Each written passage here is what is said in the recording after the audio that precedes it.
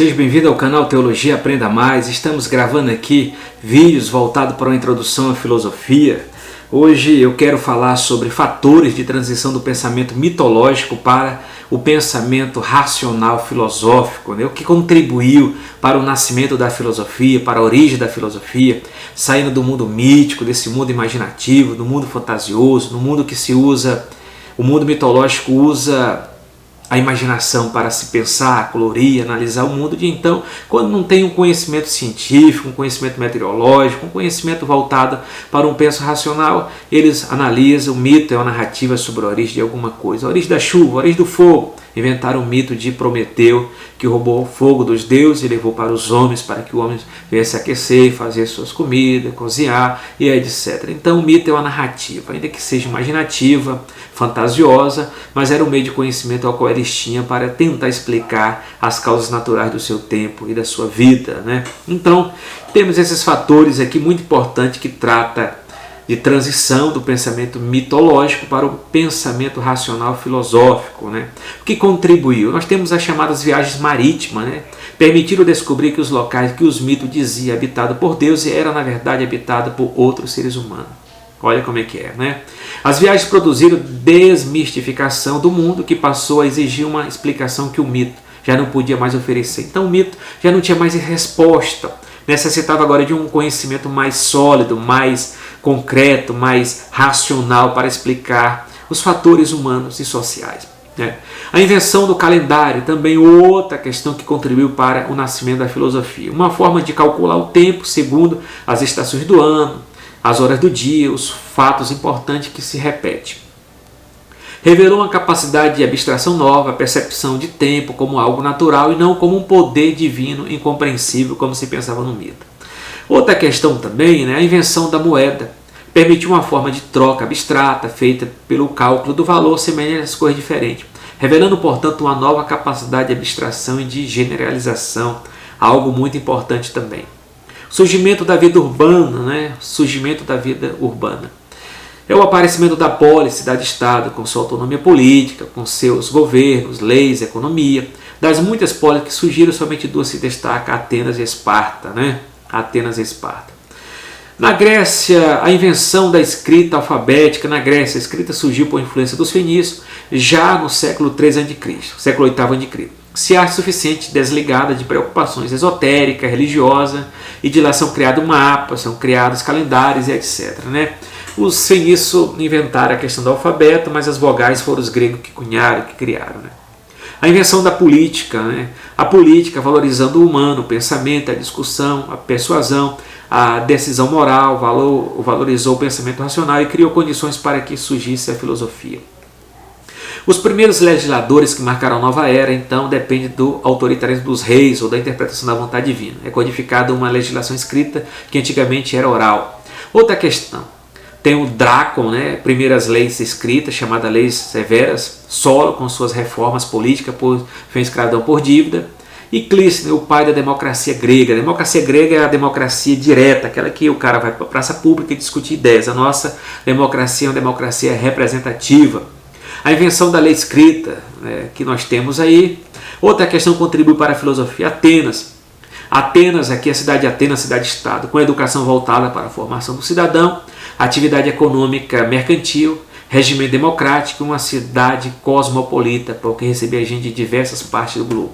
Outra cidade-estado que temos importante é Esparta, com educação para a formação de soldados, uma atividade econômica agrária, regime oligárquico, uma cidade que tinha chamado xenofobia, aversão aos estrangeiros, né?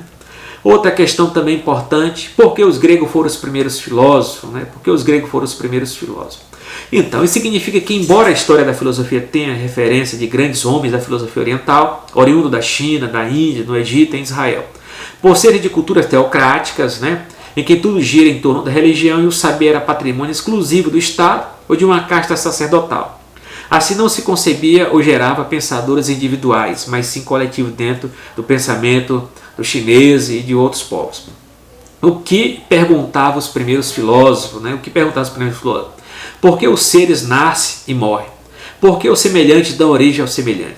De uma árvore nasce outra árvore, de um cão nasce outro cão, de uma mulher nasce uma criança. Era a pergunta dos filósofos. Porque o diferente também parece fazer surgir os diferentes. O dia parece fazer nascer a noite, o inverno parece fazer surgir a primavera. Essa é a pergunta dos filósofos. Lembra que lá na introdução dos primeiros vídeos nós coloquemos, né, que a pergunta da razão, o que é, como é e por que é. Então são essas as perguntas, o que perguntavam os primeiros filósofos. Porque tudo muda, né? Porque tudo muda, porque tudo muda, né? A criança se torna adulta, amadurece, envelhece e dá-se a aparecer. De uma só gata, quantos gatinhos nascem? Era a pergunta dos filósofos: por quê? Como? O que é, como é e por que é, né? Principais períodos que já ressaltamos, né, dentro da filosofia. Agora, período pré-socrático cosmológico, né? Então nós temos aqui o berço da filosofia. Qual é o berço da filosofia? A grande aventura intelectual dos gregos não começa propriamente na Grécia continental, mas nas colônias, na Jônia, metade sul da costa ocidental da Ásia Menor, e da Magna Grécia atual, sul da Península Itálica e Cilícia, né? Então não começa em Atenas. Os primeiros filósofos da natureza, chamados fisiólogos, que buscavam explicar physis, a natureza material das coisas, viveram por volta do século 6 a.C. Physis significa natureza, né? Os historiadores da filosofia classificam os filósofos como pré-socrático, socrático e pós-socrático. Lembra que o primeiro historiador foi Aristóteles, né? Essa divisão didática da filosofia grega se centraliza na figura do filósofo Sócrates, que é o divisor das águas da história da filosofia antiga. Uma questão importante é, os escritos pré-socráticos desapareceram com o tempo. Restam alguns fragmentos ou referência feita por filósofos posteriores, né? Sabemos que geralmente escrevia em prosa, abandonando a forma poética característica das epopeias e dos relatos míticos. Interessante notar que enquanto Hesíodo, ao relatar o princípio do mundo, cosmogonia, os deuses e teogonia, refere-se sua gênese ou origem, as preocupações dos primeiros pensadores levaram a elaborar uma cosmologia, pois procurava a racionalidade do universo.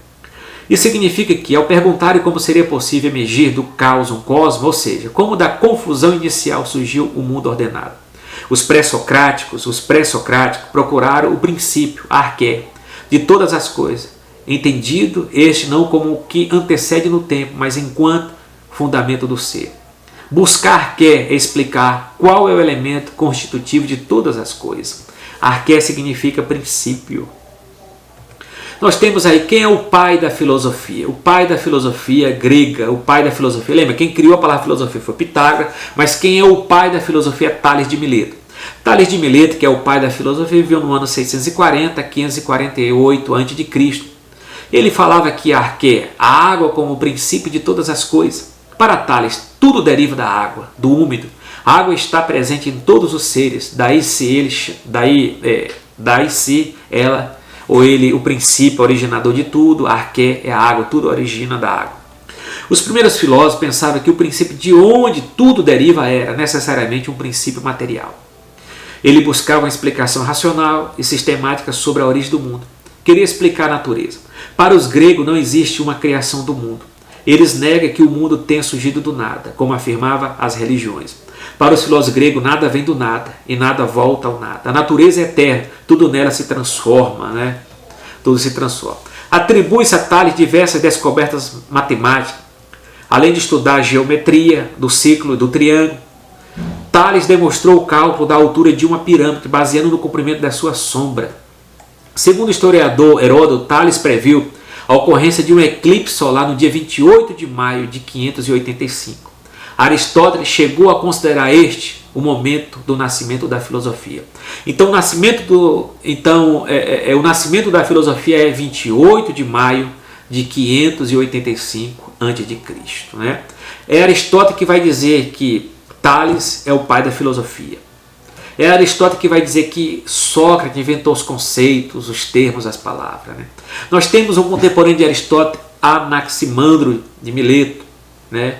Ele dizia que o princípio arqué é o ápero, né? O infinito como princípio. Anaximandro coloca o princípio de todas as coisas não mais em um princípio material. O ápero significa o ilimitado, o infinito, algo sem limite, sem fronteira. A natureza, céu, o mundo, tudo parece ou procede do ápero. O pensamento de Anaximandro foi um avanço em relação a Tales. Foi ele o primeiro a usar o termo arqué, em que os gregos arqué significa princípio, fundamento e origem, né? Arqué significa princípio, fundamento e origem. Foi o primeiro a usar esse termo. Outro, Anaxímenes de Mileto, contemporâneo de Tales. Anaxímenes faz um retrocesso e volta a apresentar Arqué como algo material, o ar. O ar para Anaxímenes é o princípio da vida, é algo mais do que uma simples substância material. Todos os elementos derivam do ar, por transformação. Todo ar, também o ar como infinito, não tem limites. Né? Nós temos aí a figura de Pitágoras. Né? A figura de Pitágoras é muito importante na história. Pitágoras, né? Pitágoras aparece em Pitágoras de São 570. Os números como princípio. Pitágoras identifica o arqué com o número. Cada figura geométrica e, portanto, cada corpo existente pode ser pensado como uma quantidade finita de elementos base única do número. Tudo é número, tudo pode ser quantificado em número. Número para Pitágoras não é algo abstrato, mas real. Os números são espaciais, triangular, quadrado. Observe a quantidade de ângulo em cada número, né? Então, a arqué para Pitágoras é o número. Heráclito, o filósofo do devir, da mudança, 595 a 435. Nascido em Éfeso, é um dos principais filósofos pré-socráticos. De acordo com Heráclito, o logos, razão, inteligência, discurso, pensamento, governa todas as coisas e está associado ao processo cósmico. Ele ensinava que a arqué, a origem de todas as coisas, era o fogo. Né? Tudo muda, não podemos tomar banho duas vezes no mesmo rio, porque com a segunda vez que você vai tomar, o rio já mudou, a água já desceu e tudo é novo. Nada do que foi, a música de Lulu Santo, né? Nada do que foi será, de novo jeito que já foi um dia. Tudo passa, tudo sempre passará. A vida vem em onda como o mar, no indo e vindo infinito. A composição de Nelson Mota, como uma onda do mar. Parmênides, de 540 a 470. Ele opõe a Heráclito, né? Não admite a mudança e o movimento. O ser é único para Heráclito, imutável, eterno, ideias platônicas. Introduz a diferença entre conhecimento. Sensação, mostra o múltiplo, cambiante, não válida para o conhecimento. Razão, pensar o uno eterno, imutável, o único via para o conhecimento. Influenciou Platão e Aristóteles, Parmênides, né? Empédocles de Agrigento apresenta a forma da teoria dos quatro elementos, raízes, né? Os quatro elementos, os quatro raízes, ar, água, terra, fogo. Teoria prestigiada por Aristóteles. Demócrito de Abdera, a base da escola do elemento primordial era o átomo, o não divisível, né? Que procura explicar a natureza através de massas formadas por corpos invisíveis. Conclusões, né? O tema central do estudo é a natureza, né? O monismo, filósofos jônicos, Parmênides, o dualismo, Pitágoras, o pluralismo, Empédocles, Anaxágoras e Demócrito. Questão do conhecimento. Começa a se levantar a distinção entre verdade e aparência, razão e sentidos. Né? Nessa época da Grécia Antiga, a filosofia e a ciência era a mesma coisa. Essa separação só ocorre no século XVII, quando Galileu, na Revolução Científica, introduziram os novos métodos científicos. Né? A importância desses pensadores não se deve tanto às suas respostas particulares, mas sim ao fato de que foram os primeiros a buscar resolver racionalmente a questão da natureza, a última das coisas, e afirmar que a origem da natureza está nela mesma. Né? Foram muito importantes. A eterna pergunta dos filósofos, né? A célebre interrogação, quem sou? Sobre a sua origem, de onde vim, o destino, para onde vou. São questões que necessitam de um exercício reflexivo na busca da resposta. Assim, os homens buscam explicar em quase tudo para responder seus questionamentos. Entretanto, lhe falta um campo ou área primordial para suas pesquisas, que é a Bíblia, o best-seller maior, o único do planeta que registra e responde de onde viemos, de quem somos e para onde vamos. Então nós temos aí, a filosofia faz a pergunta e a teologia tem a resposta, biblicamente, vamos pensar da maneira que é. A ciência, a Grécia no período clássico, século V, época áurea da Grécia, sob o governo de Péricles, Atenas chegou a ser a cidade mais opulenta do mundo ocidental. A civilização atingiu seu maior prestígio e seu grande progresso econômico, social, material, mas foi também um período de corrupção de costumes. Né? Os principais autores da tragédia foram aqui Ésquilo, né? Considerado o fundador da tragédia, cuja obra-prima é Prometeu Acorrentado. Sófocles, que teve como tema dominante o conflito entre o indivíduo e a sociedade, escreveu sobre Édipo, rei, Antígona, né, e tal. Eurípides, né, autor da Medeia, as Troianas, entre outras, escreveu temas políticos, sociais, atacando a tirania e os ricos louvando a democracia. Aristófanes, É o mais famoso autor das comédias que satirizou a sociedade, a política, a injustiça, os costumes urbanos do seu tempo. Suas principais comédias são As Rãs, O Bufão de Atenas. A passagem do período pré-socrático para o socrático. Nessa época surgem os famosos sofistas, professores ambulantes da retórica. Suas principais preocupações são diferentes dos filósofos pré-socráticos, pois buscavam explicar a natureza material. Os sofistas tinham uma preocupação mais voltada para a vida dos homens. Foram chamados sofistas porque eram professores ambulantes de retórica, de arte, música e outras disciplinas. Então, os sofistas tiveram uma importância muito grande na formação do cidadão de Atenas, do jovem, que buscava aprender retórica, aprender música, os discursos dentro da sociedade, os discursos na ágora. Então, eles eram professores ambulantes. Então, nós temos dois tipos de filósofos. Os filósofos por missão, o filósofo por missão, que é Sócrates, que não cobra pelo saber, e os filósofos por profissão, que são sofistas, que cobra pelo saber, que Platão e Sócrates vai chamar de prostituto do saber. Nós temos aí Protágoras de Abdera, o homem como medida de todas as coisas. Como todos os sofistas, Protágoras sustentava a inexistência de uma verdade objetiva, válida. Existem opiniões melhores ou piores, conforme a sua utilidade social. Ele era um relativista. Toda verdade é verdade para um sujeito. Todas as sensações são subjetivas. Tudo é relativo de acordo com o sujeito. Por que então existe a tarefa de ensinar? Apesar dos sofistas serem considerados filósofos superficiais, sem muita convicção e de pouca autoridade, de qualquer maneira eles tiveram algum saldo positivo na história, porque direto ou indiretamente eles prepararam o terreno filosófico para o sucesso de Sócrates. Com sua eloquência e seus pensamentos conquistou o grupo juvenil de Atenas. Período socrático antropológico, a filosofia grega no período clássico.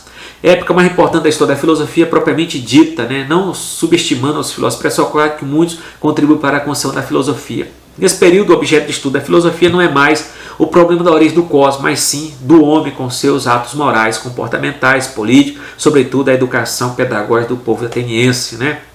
Então, alguns séculos mais tarde, um filósofo romano, Cícero, disse que Sócrates havia trazido a filosofia do céu para a terra, transformando cidade, casa e sua morada, levando as pessoas a refletir sobre a vida e os costumes, sobre o bem e o mal. Então, na época dos pré-socráticos se estudava sobre o cosmos. Na época de Sócrates se estuda aqui a época antropológica acerca da ética dos homens, do intelectualismo moral. Então ele traz a filosofia do céu para a terra. Essa época é chamada Socrática porque nela viveu Sócrates, o divisor das águas da filosofia. Nesse período também vieram os dois antigos pensadores do mundo, Platão e Aristóteles. Sua filosofia foi sistematizada sobre o mundo de então.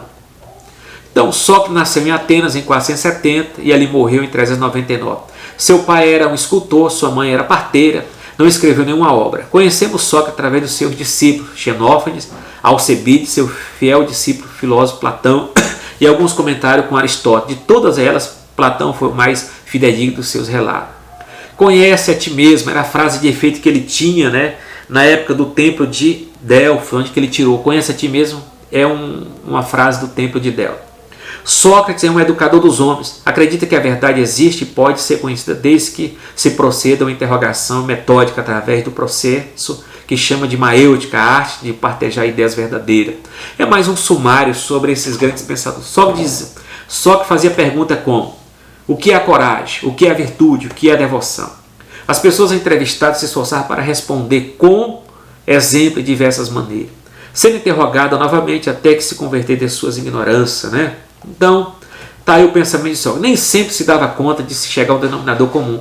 Com essas perguntas, o filósofo queria levar os gregos a pensar mais e deixar suas opiniões arcaicas, copiadas e produzidas pela sociedade então. O diálogo socrático tinha o objetivo de levar as pessoas a construir seu conhecimento individual em bases seguras, racionais, para tanto investigar a consciência da ignorância em busca da verdade ou a essência da virtude filosófica, Outra questão também importante que temos aí, Sócrates é o crítico da sociedade de Atenas. Acusado de impiedade, Sócrates foi condenado a beber a cicuta no ano 399. Nós temos uma figuraça muito importante aí, que é Platão, que viveu no 427 a 348. O verdadeiro mundo é o mundo das ideias, o mundo real. O hipurânio, o mundo das aparências, o esquema geral de Platão está presente no mito da caverna. E outra questão que nós temos Aristóteles de Estagira, que veio no ano 384 a 322. Não há nada na inteligência que não tenha passado pelo sentido. Conhecemos a essência a partir do mundo sensível, do sensível, singular, particular, até chegar à inteligência universal. Tudo que existe pode ser explicado a partir de 4 causas. Então, a causa material, aquilo que a essência é feita; a causa formal, aquilo que explica a forma que a essência possui; causa eficiente explica como a matéria recebe uma forma para constituir uma essência; a causa final explica a razão e o motivo ou finalidade para algo existir. O primeiro motor imóvel é a causa final de todos os seres humanos. Então, o conhecimento para Aristóteles é baseado a partir das causas, dessas 4 causas, que a gente pode explicar em outros vídeos de forma mais rápida, né? O período sistemático, O período sistemático é quando a filosofia busca reunir, sistematizar tudo foi pensado pelo cosmos e pela investigação sobre a ação humana, na ética, na política e na técnica. A filosofia se interessava em mostrar que tudo pode ser objeto de conhecimento filosófico, desde que a lei do pensamento e de suas demonstrações esteja firmemente estabelecida para oferecer os critérios da verdade da ciência, né? Da verdade da ciência. Além disso, os filósofos procuravam encontrar fundamentos últimos de todas as coisas, da realidade inteira. Essa investigação, séculos mais tarde, será designada com o nome de metafísica. Período helenístico. Período helenístico, nós temos aí figuraças muito importantes dentro da filosofia, que eu quero gravar outros vídeos mais adiante, né, sobre esse período helenístico, que termina dentro do período pós-socrático, começa um período pós-socrático. Então, shalom, até o próximo vídeo. Até mais.